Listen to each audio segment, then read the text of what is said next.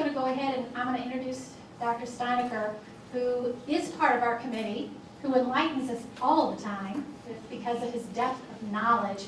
He is the medical director of epidemiology and infection prevention for Parkview Health. Did I get it right? Absolutely. Absolutely. And we're very always pleased to have him here, and I feel very confident you're going to learn a lot. So I'm going to turn it over to him, and welcome. Thank you. Hello. Well, thank you so much for the opportunity to present to you. I have a long-standing interest in tuberculosis. I did my fellowship in infectious diseases at Emory University in Atlanta, Georgia, and I did my research component at the CDC in molecular epidemiology of tuberculosis outbreaks across the country. And so we would receive samples from all across the country and then be able to use molecular techniques to really be able to pin down who gave which strain of TB to who, and that was intensely useful. I had intended to make that my full-time career, but when Clinton took office, they downsized government and downsized me out of my job that I was to take on in about 6 months. So I had to go get a real job and became a real infectious disease physician. And so now I'm here with you. Acknowledgements. I want to thank our hosts and those that have really generously contributed to us, and those include the folks from Quest, which include Pat O'Hearn and David Carr. Thank you very much. From QIAGEN, we have Brad Goski and Denise Adamson. Denise is here today. And from Oxford Immunotech, we have Nat Connors, Megan Denoyer, and Lloyd Dunlap. And Lloyd is here today. Some slides were provided by our own Dr. Michael Knipp from Employee Health. We also have a few slides from Quest, QIAGEN, Oxford Immunotech, and then a few from the CDC, with some special thanks to Dr. Clark and also from Dr. Mader, who last night gave me permission to use a couple of his slides as well. Other than that, I have no disclosures for this presentation. Famous people who died of tuberculosis, and there are a number. TB is one of the most common diseases, causes for death in the world today. But you can see a couple of people that were of particular interest: King Tut, Doc Holliday, Chopin, Keats, Mozart. Boy, it really picks on the musicians, doesn't it? Eleanor Roosevelt, Edgar Allan Poe, Orwell, D.H. Lawrence. So tuberculosis in the United States, well, we've got 4% of people. Up to 15 million people are infected with latent tuberculosis. Of the almost 10,000 new cases of active TB in 2013, 80% were a result of reactivation of latent tuberculosis, primarily because our population is getting older. The immune system is perhaps a little less robust. And then we also start to see an influx of foreign-born individuals as another major issue. And people are just simply living longer. And now add in new medications like the tissue necrosis factor inhibitors, which I'll talk about this afternoon, also provide reasons why TB is reactivating. We saw a big increase in tuberculosis amongst those infected with HIV. That has since dwindled down, and we have then seen a little bump with people who are developing reactivation from extended care facilities. So this has led to targeted screening and treatment, leading to 20 million skin tests per year, about half of which are performed in the hospitals. So reported TB cases up through 2012, you can continue to see that the number of cases continues downward. Here's our HIV bump. Oh, I'm sorry, the HIV bump was back here. And then we had a second bump, which was again related to extended care facilities, and then expanded detection has led to further decrease. We can see that in our region, we tend to be in low incidence. There tends to be the higher incidence in New York City, D.C., down in Florida and Georgia, Texas, Alaska, and then Nevada, California region. Interestingly here, you can see that U.S. cases continue to decline, but we've seen a steady amount of cases from foreign-born individuals, and this becomes a significant issue. Jan mentioned that one of the things that we're concerned about are foreign-born physicians. It is not uncommon for folks to go back home for up to a month, even a couple of months, and then come back. And while they're there, they're of course going to be re-exposed in a high endemic area to tuberculosis. What's the chance that they could bring that back? Well, that was highlighted last year when a major university had a pulmonology fellow that had a cough for about 3 months and turned out to have active tuberculosis, leading to quite a few conversions and active disease. Very expensive to deal with that little issue. But we see the TB rates are 13 times greater amongst foreign-born, for which you have 15.6 cases per 100,000 versus in the United States where it's only 1.2 cases per 100,000 on average. So approximately 65% of all cases are now occurring in foreign-born individuals. We also note that a high number are already vaccinated against BCG, making the PPD a little tougher to interpret. Just to refresh, as many of you already well know, that when you have active tuberculosis, you're going to cough, and then you have exposures to friends, family, and workmates.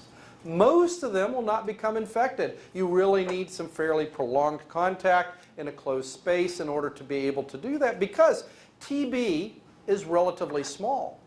And when you get down to the 2 to 3 nanometer size, you may breathe in the tubercle, but you'll blow it right back out, and it will not lodge in the alveoli. When it gets to about 7 nanometers, and so when you see the dust that glints in the sunbeam that's floating in the air, that's about the right size. And so when you generate that size droplets, those are the ones that are going to be large enough to inhale and lodge and then start an infection. When you get larger droplets, much larger than 12 nanometers, then what happens is that they fall to the ground before you can inhale them, and they simply can't impact and be sucked down into the alveoli. But it's that alveoli that then generates the infection, so almost all TB is going to be primarily pulmonary first. Really weird cases like you get an inoculation from tuberculosis into a limb or some kind of infected dressing or tissue or something, but that's exceedingly rare. So once you're infected, you then have latent TB, but that person is not infectious. Typically we say that 10% the first year will reactivate, another 10% through the remainder of their lifetime. So something in that 15 to 20% of people will reactivate and develop active tuberculosis and start the cycle all over again. So thinking about it another way, of all the people infected with tuberculosis, 80% of them die without passing TB on to other people. But we have been seeing a bit of an increased rate due to chemotherapeutics, advanced age, biologics, those kinds of things. Dramatically increase that risk for reactivation. So we have the high risk of transmission occurring within healthcare workers. And I will say that in Emory, actually at the Grady's Hospital, we actually had significant transmission from a patient to nursing staff, from nursing staff to other nursing staff to other patients, and really quite a significant cluster. We also see significant risk in the foreign-born and prisoners because they're in a tightly confined space with prolonged periods of contact. Military personnel, same issues. Those that have already been known to have tuberculosis provide a risk. And then, of course, chronic care residents, which has been a significant focus of mine. High risk of progression and reactivation. Again, think immunosuppression. That's the common theme in this column. And then a high risk of disease are people that are suspected to be positive for tuberculosis. Stands to make sense. Well, we'll talk about immunology because I find that also intensely fascinating later today. But just as a prelude, that you get the antigen-presenting cell, in this case the helper cell, which can also form into a memory T cell. But what will happen in the course of a skin test or a PPD, you're actually going to put the antigen into the skin, and then you're going to get the recruitment of these cells into there, which then are eliciting tissue necrosis factor and interferon, which then recruit additional cells, and that recruitment cycle then recruits these activated T cells into the skin, making that red wheel that bumps the induration that forms a positive skin test. In case of the blood tests, such as our IGRAS, what happens is that we put them on some kind of a substrate where these cells have released gamma interferon, and then we detect that in some way. And that's the purpose of our talk today. Well, the TB test has been around for quite a long time. It's been around since 1910. It's composed of about 200 different kinds of polyvalent proteins, and that these are stimulate a broad range of cytotoxic T cells, which then form this area of induration. The reason it's indurated is because you've got the infiltration of these white cells that are physically taking up space. They're very angry cells full of toxins designed to kill things, and so they tend to kill and inflame the tissue around them, and thus you get the red ring of the reaction because the blood vessels are dilated in this area. So remember, the normal skin here has the normal sized blood vessels. When the signals, the interleukins and the interferons are released, it causes the blood vessels to dilate. That's why you get the red rash. But then you get the inward migration of the white blood cells, causing the red wheel. What we measure, of course, as you've all just been tested, is that we're measuring that induration where the white cells are, not where the toxins have gone. So what's the limitations? Well, clearly those folks that have been vaccinated with BCG are going to be positive, and that doesn't really help us. There is a certain amount of reader variability, thus this training course, thus the arms that you practice on and have to have a test on. We do have some reduced sensitivity in people who are immunocompromised. If you don't have white cells, you can't make a white cell-based reaction in your skin. So that doesn't help us. Plus, this is a killer for us in employee health. You have to have 2 to 4 visits because you have to keep tracking people down to read them. And certainly if you're doing a 2-step, that's, place, read, and every one of you is aware how much difficulty that can be to accomplish that. We also have had recurrent episodes of shortages with brands, and then again the specificity with BCG, other non-TB mycobacteria, and there can be a significant false positive rate in and of itself. Well, cows, who knew? One of the reasons to go to a better test is because we have tuberculosis in cows and buffalo. And in fact, at one point there was a lot of TB. Up to 80% of the buffalo herd in the United States has tuberculosis. Many cows have tuberculosis, which is why we pasteurize milk. My little plug for why we pasteurize milk: do not ever, ever, ever, ever drink unpasteurized milk, because it has germs in it, bacteria that can cause chronic infections, one of which is tuberculosis. And so there's a reason we pasteurize milk. Well, back in the day, this is how you test. You place your PPD at the anal ring of a cow. You then have to wait because it's the only hairless area on a cow where you can really test. Now, you can actually test right in the corner of the eye, and you can test in the nose, but the standard way to do it is to shoot the cow in the ass, which, people who raise cattle got to thinking there's got to be a better way. Thus the rise of the IGRAS. And so that's where these tests were originally developed, and what they originally developed for was to get away from testing cows by shooting them in the butt. So we have now 2 approved in the United States, QuantiFERON and T-Spot. So they're looking at peptide antigens, so pieces of proteins that are not found in BCG, but are encoded by the RD1 and RD11 genes. So BCG patients will not test positive, which greatly improves our test population that we're looking for. They induce a significant interferon gamma response. They're specific to tuberculosis and are absent from most, not all, but most non-TB mycobacteria. The TB 7.7 is in the QuantiFERON only, but that's really not so important for us. What is important for us is that TB africanum and bovis which are in that MTB complex. Some of you we always call it just tuberculosis. They're all responsive to the same drugs. They act the same, but they got a little bit of different DNA. So that's why we call it the TB complex. But still, all of them work for these assays. And we see that most other things, all the BCG strains, don't react to these proteins and don't produce those proteins. But we do have M. kansasii, marinarum, and zolgai, which do. And so those can be potential cross-reacting organisms. But again, we've gone from a whole bunch of things down to just 3 we have to worry about being potential cross-reactive. So we have the 2 ones that are out there. The QuantiFERON it has 3 tubes that are drawn. You have your nil tube, which is your negative control. You have your positive control, and then you have the TB-specific antigen, the one that's going to be the patient sample. These are put into the tubes. They're shaked, and then they're incubated and centrifuged. Then they do an ELISA for the detection of interferon gamma. And here's a schematic of how that's done. Once it's put in there and you detect the amount of gamma interferon, it can then be read using that photocytometer, and then the software calculates it.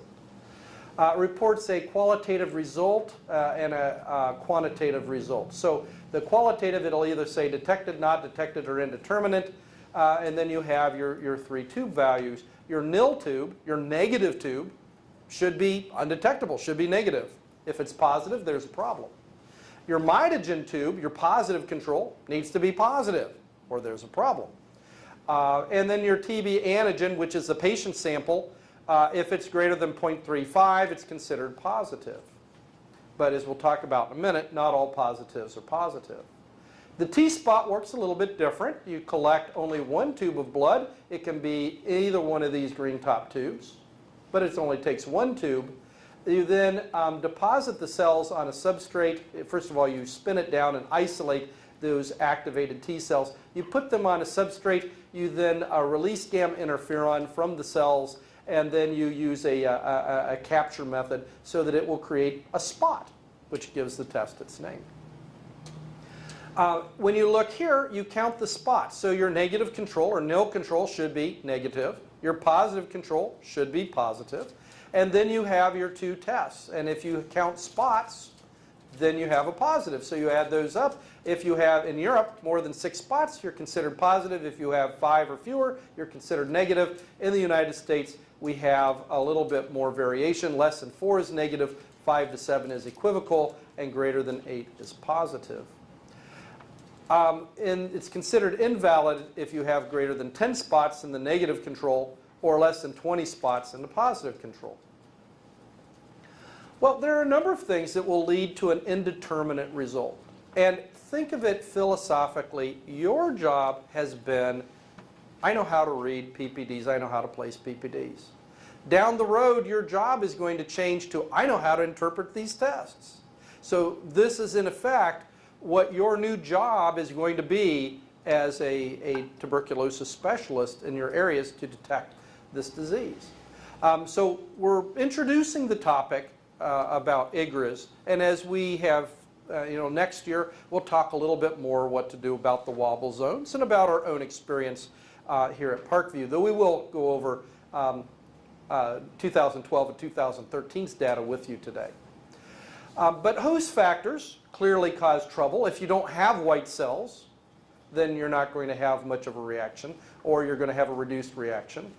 So insufficient lymphocytes, think cancers. Inability of the lymphocytes to generate gamma interferon, certain genetic abnormalities. Extremes of age where the cells don't work very well. And there are just some people who don't respond to the stimulating mitogen. So the advantage is that it requires a single patient visit. The results are available within 24 hours. You do not need a reader interpretation, so that person-to-person variability is not there. It's not affected by the BCG, and you have then reduction in the number of x-rays and INH usage because you're not sure if they truly have TB or not. So it's both more sensitive and specific than the standard skin test. But like anything, a single test should not be used to make the diagnosis.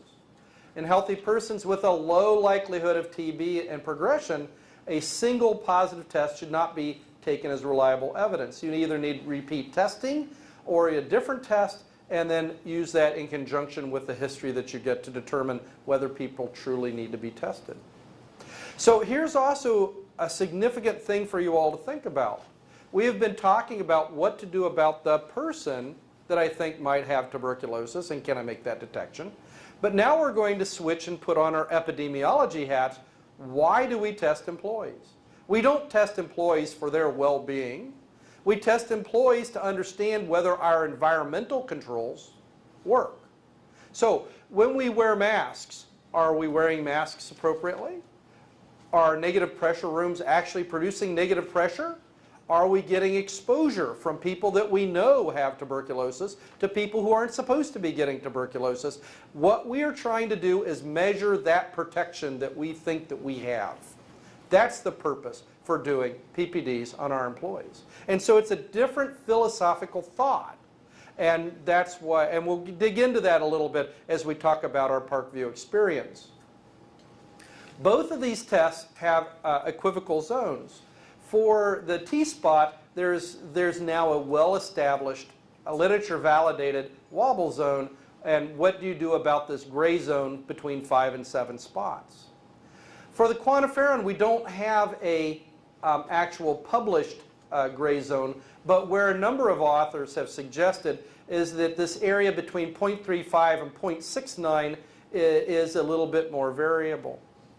Clearly, if your test is greater than 1, you're positive. I mean, looking at large numbers of people, the chance that that person is going to actually be negative for tuberculosis is very low.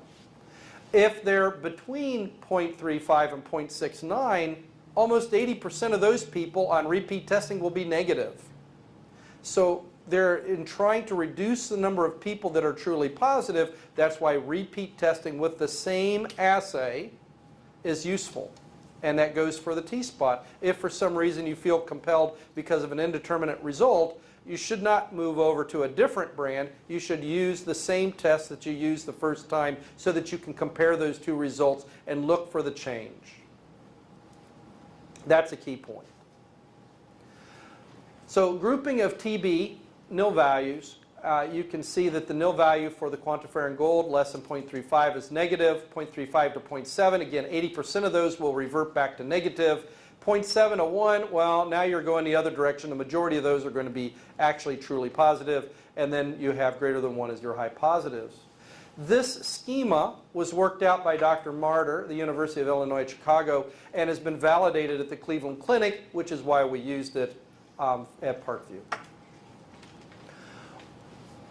Per Dr. Martyr and Cleveland Clinic, they have adopted this, what to do about that intermediate zone, because there will be, we were not warned adequately, oh, you're going to have a pretty big intermediate zone that you're going to have to do something about. And it took us a while to really find Dr. Martyr's information, find the folks from the Cleveland Clinic to give us some advice, and to figure out what to do. So we made a little bit of modification to this schema, but this helps.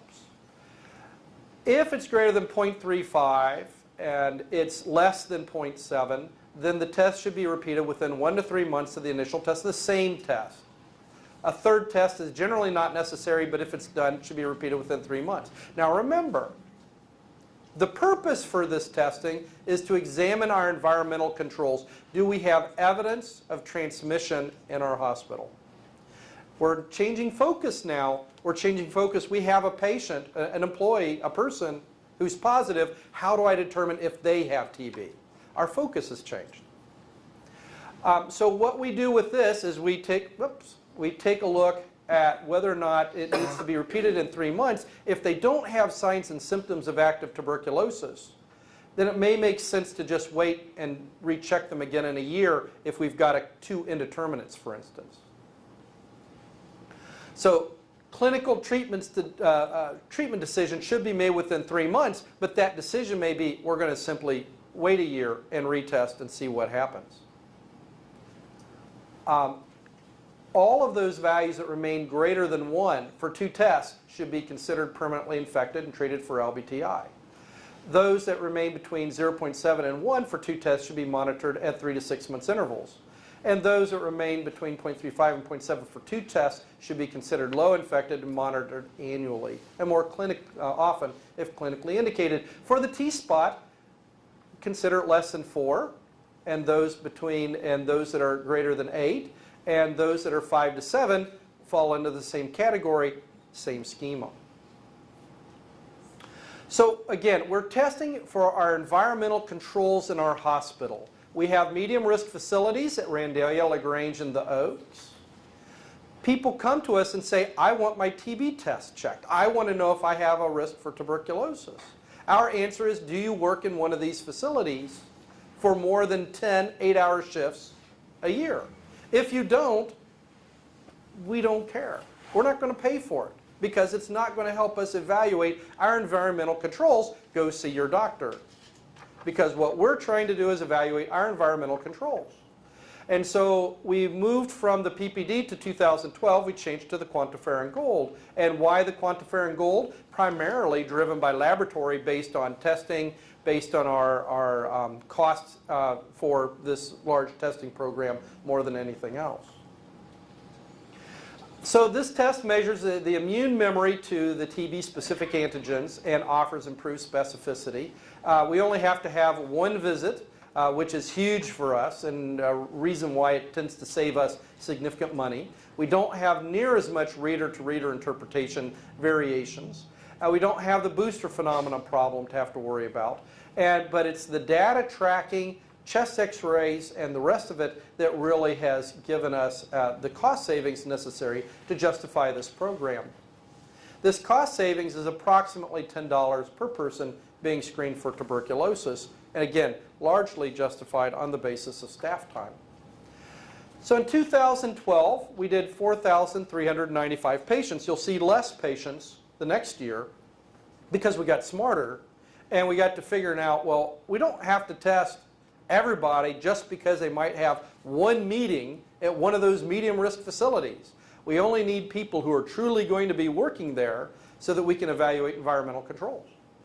But 2012, 4,395 people. New positives were those who were found to have a positive result with a negative history of PPD. Serial testing was done for all employees with a positive test per the protocol, and we reduced our positive reactor list by 75%. We reduced our positive reactor list by 75%. A lot of people that we thought had TB, who may have been treated for TB, didn't have TB. All staff in 2012 at PVH, PRMC, the Oaks, and LaGrange were tested. We got smart and realized that the majority of people at PRMC didn't need to be tested. We did find that in 2012 there are 277 active employees deemed as positive reactors by previous year. They were seriously tested to establish a future baseline. 65 of those 277 were positive after the first IGRA test. But serial testing further reduced the number of positive reactors from 65 down to 59 who were reacting, but they didn't have tuberculosis.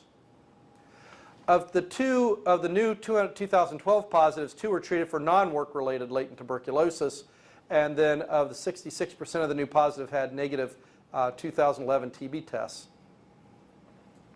Again, reader-to-reader variability was a significant problem. We also had marked improvement in our pre-hire compliance rates by moving to this test because we spent a lot of time trying to track down people who were new hires that were not returning to have their tests read. During the same period in 2012, there are 380 pre-hire exams, of which 389 IGRA tests. There were 16 of them that required retesting with 7 indeterminate results. A lot less work. So this is the schema, and just to give you an idea of where we have the weakly positive, moderately positive, and strongly positive. And so looking at those, what's interesting is sort of how if they had previously been positive. So we found that those people that were strongly positive We know that the majority, well, 13 of the 29 were strong positives in the past. And so we found other people that were new that we hadn't known about before. 2013, we dropped that number to 4,620. We modified the criteria for who is truly strongly considered strongly positive, and the moderate and weak positives were reviewed and were just put back into the annual testing pool. We stopped doing the serial testing because they had no signs and symptoms of active disease. The criteria was modified so that only Randalia, LaGrange, and the Oaks, and those who had worked a total of 10 shifts in 2012. We did add some additional departmental criteria to that. All EVS people need to be tested, for instance. In 2013, of our 64 weak positives, you can see that 14 of them have been past positives, and that we were able to eliminate retesting in 54 of them. The moderate positives, we had 26, of which 11 had been past positives, and 3 of them had been negatives. Of our strong positives, 58, you can see that the past positives were 24, and 13 of them had been negative, and we'd picked up 2 new people. So that was very helpful data for us. Here you can see by entity, and to decode these, we have LaGrange and Huntington, Noble. Let's see, here's PVH, Randalia. I'm sorry, there's PVH, that's Home Health. North is PRMC, that's PVH, what do I want to say, the psychiatry area, behavioral health. And then here's system-wide and Whitley. But that, you looking here, you can see that when you look down here, we had that our long-term care unit had the highest percentage of positivity initially.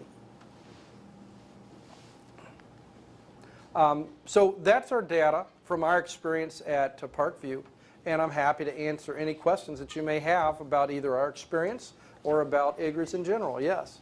I've been getting a lot of pushback for the last several years trying to get my employer to convert from the new hire, 2-step on everybody, an annual test on everybody in the building, to reducing that. We looked at it this past year, and with the increase in the number of TB cases in Allen County, we didn't feel that we could reduce it this year. What's your input back on that? When we did our ROI evaluation and brought it to administration, we were fortunate to be able to pull about 3 studies that had significant economic impact studies. And that was enough to persuade administration that this was a reasonable thing to do. It was also a lot less expensive than hiring more nurses. That was the way we justified it. I don't know that I can help you specifically, though, with that. Yes, ma'am. Hi, I'm Anna, and I work in Marshall County. All right. I'm a dual infection control employee health nurse. And we started doing the Q Gold because of the shortage. Sure. Yes. But I saw, I'm not going to say a lot, but probably in 2013, I saw 4 positive IGRAS. To tell you the truth, I didn't know what to do with them, so I skin tested them. I did a two-step skin test on those people, and they were negative. So does that mean that the IGRA was a false positive, or does that mean that maybe they had, one of those other 2? So with the QuantiFERON Gold, what I would really need to know to answer that question was what was their level, and whether or not they went from a 0.35 to 0.7 range to higher than 0.7, or whether either of those results were greater than 1. Okay, so what you're telling me is I should have done a second IGRA on them. Absolutely. 3 months like your slide says. The CDC report from MMWR specifically says, don't do what you just did. I should read those things every once in a while. Okay, great. Good answer. Thanks. Other questions? Yes. When we had we use QuantiFERON, but we had the T-spot people come and speak to us. Sure. And their biggest selling point was that people who are immunosuppressed in any way, that if you use the T-spot, it concentrates their white cells, so this probably isn't biologically right. Rather, so you have enough of what you need to look at rather than just assuming that there's enough of what would react to it in the blood sample. I can't think of another way to say it. Sure. There is data for both tests looking at those people that are immunodeficient. I can tell you that some of our infectious disease doctors prefer T-spot. I have other infectious disease doctors that prefer QuantiFERON Gold with our testing our HIV population. And I can tell you that I've seen literature that support both tests. So I'm not able to come to a decision that one is superior to the other. I think we just finally, we're sticking with QuantiFERON because the way you have to send the T-spots out wasn't going to work, and we can send our stuff to Indianapolis and not even use LabCorp, so. So I'm sure that there will be further data to come, but I don't have a strong opinion at this time. Can you explain the impact of somebody who's diagnosed and treated for LTBI, what that does to the IGRA? So somebody who has been diagnosed and then treated with medications, what happens to their IGRA? Well, the real issue comes down to those memory T cells, those cells that have been activated that then release interferon gamma. Even though tuberculosis may be gone, the memory T cells remain, and at least for some lengthy period of time, likely decades, that test will remain positive and reactive. There is some paper that I've seen that suggests after some long period of time you may see a waning of that response. But I would also like to request both our reps from QIAGEN and also from Oxford Immunotech to comment. Do you have any other thoughts on that? You know, there's data that it's in small quantities that say that some people do go negative, or that the magnitude of interferon gamma response is reduced. So gamma interferon responses wane with time, perhaps, based on a small data pool. You know, theoretically, you know, at least for our test, and I think for, you know, T-spot as well, but you would know best. We're actually looking for T effector cells, not memory cells, which is why we cut off that incubation time at 24 hours. And we So don't T go effector longer cells than as that. opposed to the memory cells. But, you know, I think still, what the $64,000 question is how long do those memory cells, because once the bacteria is gone, you know, that. Once the effector cells, how long does it take for Yeah. effector cells to sort of disappear and Yeah, no they're longer either turn the gonna test undergo positive? apoptosis and die, you know, or they're going to differentiate into central memory cells, and we don't know how long those cells stay in circulation. And there is some data out there that suggests that you're right, that could be there, you know, for decades, and the immune system is primed for that. So I know that's also part of, you know, TBSC over the next 8 years, something that they're looking at. So that's still, there's not enough data out there to answer that question. That's one where everybody's hopeful that, you know, we'll get data, so we'll have some idea, you know, is it a year, is it 2 years, is it forever? We just don't know yet. Thank you, Denise. Lloyd? Well, yeah, in answering it just as an IGRA-related question, T-spot also uses the effector cells. So there's no differentiation between the two IGRAs with respect to the incubation and what kind of cells we're getting our results off of. So with that piece, to build on what she's saying, T-spot and QFIT are testing the same effector cells, so there's no differentiation between the two products with respect to that question that I'm aware Okay. of. So no difference between the two products. They're both testing effector cells. So it really comes down to how long will those effector cells live. In a normal healthy person, we know that people will be positive for as was mentioned, up to 8 years in one study. I have, in talking with other infectious disease doctors and hearing other lecturers, they had suggested for 10 to 20 years. If you don't have such good T cells in the first place, or you have some disease like HIV that impairs them, that may attenuate much quicker. Yes, ma'am. Can you explain how you can use the IGRA alone to diagnose latent or active TB? Hint, this is a trick question. Can you use the test to determine by itself whether somebody has active tuberculosis? And the short answer is no. You need to do at least 2 tests to determine whether they have latent disease, but active disease is going to be the presence of fever, night sweats, cough, shortness of breath, changes on chest x-ray. All of those things are going to require physical examination. So as both companies state, as the CDC states, you can't make the diagnosis of tuberculosis, particularly active tuberculosis, based off of one test. You must base it off the clinical scenario. That's why these folks need to be evaluated by a doctor. If an employee is found to be a new positive, that person needs to be evaluated.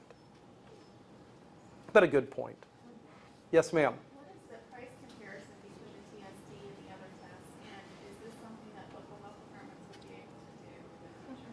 Okay, so what's the price differential? I can't tell you because it's going to depend upon your local contracting based on your laboratory that you use.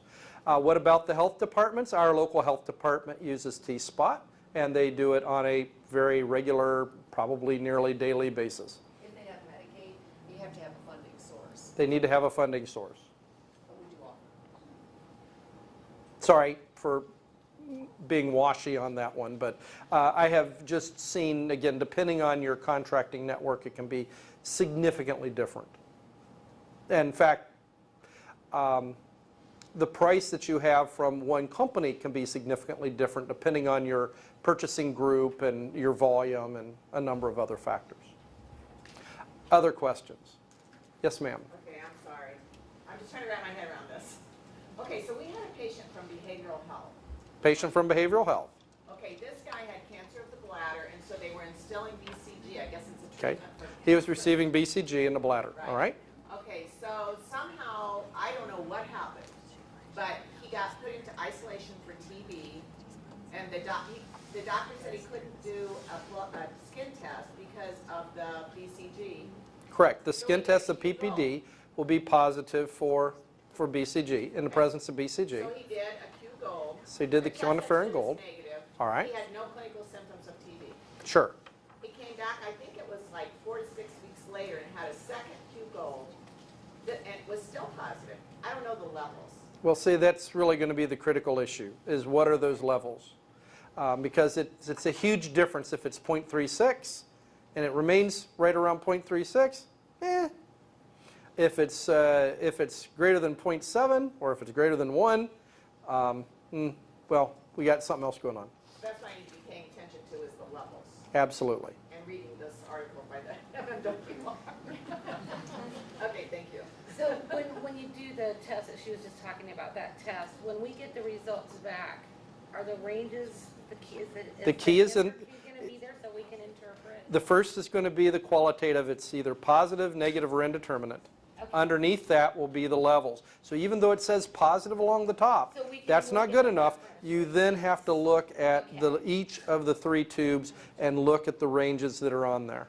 And Never remember all this. it comes on the form. Okay, thank you. Does the interpretation come on the form now, like you have there? No. I think this does. Are we gonna have access to Can your we call slides? you? We're actually going to plan to have the slides on the health department website, so they'll be available to all. Well, thank you very much. I appreciate your time. One last thing. I just point out that, unlike the TST, with the IGRAS, it doesn't matter if you're a healthcare worker, if you have this or that, those are used in interpreting TST results, but none of that really matters, correct? And with the IGRA, it's the level. With the IGRA, it's the level. So it doesn't matter if they're a healthcare worker or they have HIV or they're a Oh, contact. I think what she's getting is that if you have HIV, the cutoff is 5 millimeters. If you're a healthcare worker, it's 10. And that doesn't matter. With the IGRA, it's the level of the gamma interferon release. All right, well, thank you very much.